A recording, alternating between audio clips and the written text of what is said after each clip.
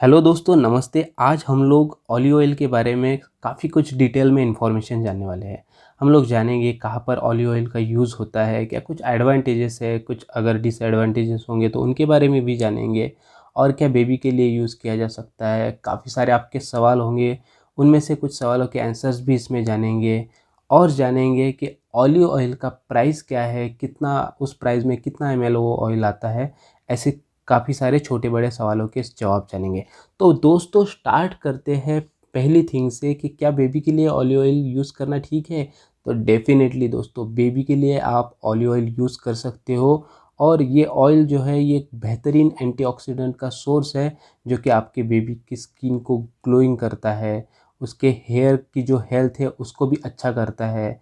उसमें एक vitamin E का भी सोर्स आ जाता है, खास करके फिगारो ऑलिव ऑयल के बारे में हम लोग जान रहे हैं तो उसी से रिलेटेड ये एडवांटेजेस वगैरह है, ये आप समझ लीजिए।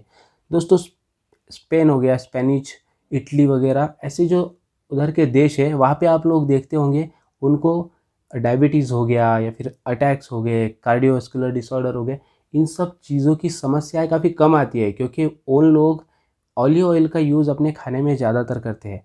देखिए दोस्तों, फ्राई करना हो किसी चीज़ को या फिर सलाद के ऊपर डालना हो या फिर कुछ कुछ चीज़ों को हम लोग खाने के तौर पर भी यूज़ करते हैं, तो वहाँ पर ऑलिव ऑयल का यूज़ हम लोगों ने एक्चुअली करना चाहिए क्योंकि ऑलिव ऑयल खाने के लिए भी एक बेहतरीन अच्छा ऑयल है दोस्तों। बस इसकी जो प्राइस है वो ज़्यादा है, इसके लिए हमारे देश में कम यूज़ किया जाता है। अदरवाइज़ ऑलिव ऑयल से बेहतरीन ऑयल नहीं है दोस्तों खाने के लिए। हाँ, एक चीज़ है कि एक जो बंदा है वो वीक में 1 लीटर 1 सवा लीटर के आसपास ही इस ऑयल का कंज़म्पशन करे तो बेहतर होगा क्योंकि ज़्यादा कंज़म्पशन भी एक अलग समस्या पैदा करता है, किसी भी चीज़ को ज़्यादा अगर आप यूज़ करते हो।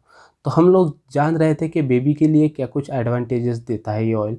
ये ऑयल बेबी की जो स्किन है उसको स्मूथ करता है, ग्लोइंग करता है, मॉइस्चराइज़ करता है। ऊपर से आप जब उसके बेबी की हेड की मसाज करते हो तो उसको एक स्मूथ अच्छी तरीके की डीप स्लीप आती है। उसके जो मसल्स होते हैं, बोन्स होते हैं, उसमें स्ट्रेंथ आती है दोस्तों। ये रिड्यूस करता है जो कुछ बेबी देखे होंगे आपने कि कंटिन्यूअसली क्राई करते रहते हैं, रोते रहते हैं, ऐसी चीज़ों को रिड्यूस करता है। बेबी के जो शरीर में ब्लड सर्कुलेशन है उसको अच्छा करता है। आपको डेली दोस्तों 10 से 15 मिनट के आसपास बेबी का मसाज भी आप इससे कर सकते हो। बस एक जो गुनगुना सा पानी होता है उसके साथ में उसको मसाज के बाद में आपको लेना चाहिए सुबह के टाइम में। बस एक सेफ्टी है दोस्तों कि ये ऑयल जब आप उसके हेयर पर यूज़ कर रहे हो या फिर अपने भी हेयर पर यूज़ कर रहे हो तो उस वैसे टाइम में उसके बाद में हीटर का यूज़ ना करें, ड्रायर का यूज़ ना करें। क्योंकि ये ऑयल जो होता है ये अगर आप उसके ऊपर लगाने के बाद में ड्रायर लगाते हो या फिर हीटेड चीज़ें उसके आसपास लेकर जाते हो तो ये इन्फ्लेमेशन पैदा करता है। ये हम कह सकते हैं कि जलन पैदा करता है। तो फर्स्ट ऑफ ऑल दोस्तों बेबी को डायरेक्टली पूरी स्किन के ऊपर फर्स्ट डे में ही यूज़ करने के बजाय मैं सजेस्ट करूँगा कि आप बेबी के थोड़ी सी स्किन एक लीजिए, हो सकता है पैर ले लीजिए, हाथ एक ले लीजिए, वहाँ पे उसका अच्छे से यूज़ कीजिए, पहले अप्लाई कीजिए।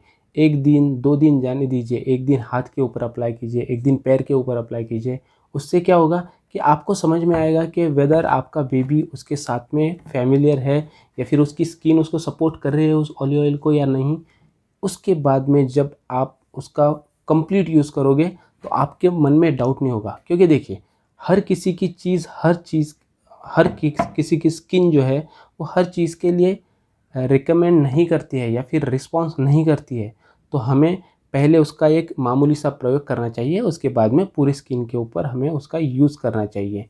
तो इसमें ओलिक एसिड होता है, जो ऑलिव ऑयल है उसमें ओलिक एसिड होता है जो बेबी की स्किन को किसी किसी बेबी की स्किन को पैचेस भी लगा देता है या फिर सीवियर स्किन प्रॉब्लम भी उससे हो सकती है। इसीलिए डायरेक्टली पूरी तरीके से अप्लाई ना करते हुए थोड़ा सा करना चाहिए ताकि उसको एलर्जी वगैरह है क्या बेबी को, ये पहले हमें जान लेना चाहिए।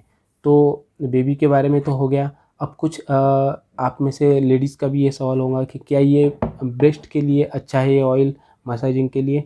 तो डेफ़िनेटली आप इसका एज़ अ मसाज के लिए ऑयल यूज़ कर सकते हो, बट आप इससे ये एक्सपेक्ट नहीं कर सकते हो कि इससे ब्रेस्ट का साइज़ वगैरह इंक्रीज़ होगा या फिर ऐसा कुछ होगा, बट डेफ़िनेटली आप मसाज के तौर पर इसको यूज़ कर सकते हो।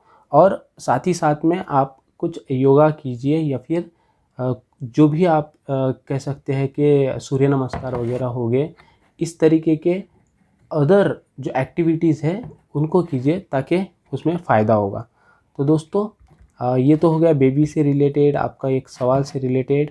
ऊपर से ये ऑयल जो है अगर आप खाने में थोड़ा-थोड़ा इंक्लूड करोगे तो बहुत ही अच्छा होगा दोस्तों, क्योंकि वहाँ पे अदर कंट्रीज़ में इस ऑयल का खाने में यूज़ किया जाता है तो उनको काफ़ी सारे डिसीज़ से छुटकारा मिलता है।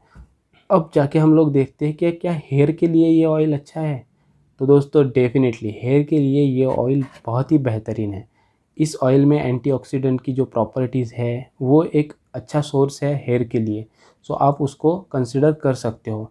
आपको रेगुलरली अगर यूज़ करना है तब भी आप रेगुलरली हेयर के ऊपर मसाज कर सकते हो।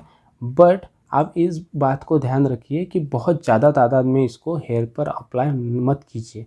इसमें एंटीऑक्सीडेंट्स है, हाइड्रेटिंग एजेंट्स है, ये मॉइस्चराइज़ भी करता है हेयर को, और जो पार्टिकल्स होते हैं हेयर के जो पोर्स होते हैं उनको भी ओपन अप करता है, वहाँ पे ब्लड सर्कुलेशन को अच्छा करता है। तो अल्टीमेटली ये हेयर्स को स्ट्रॉन्ग करता है और अ, गाढ़ा जाड़ा बनाता है, थिकनेस उसकी बढ़ाता है।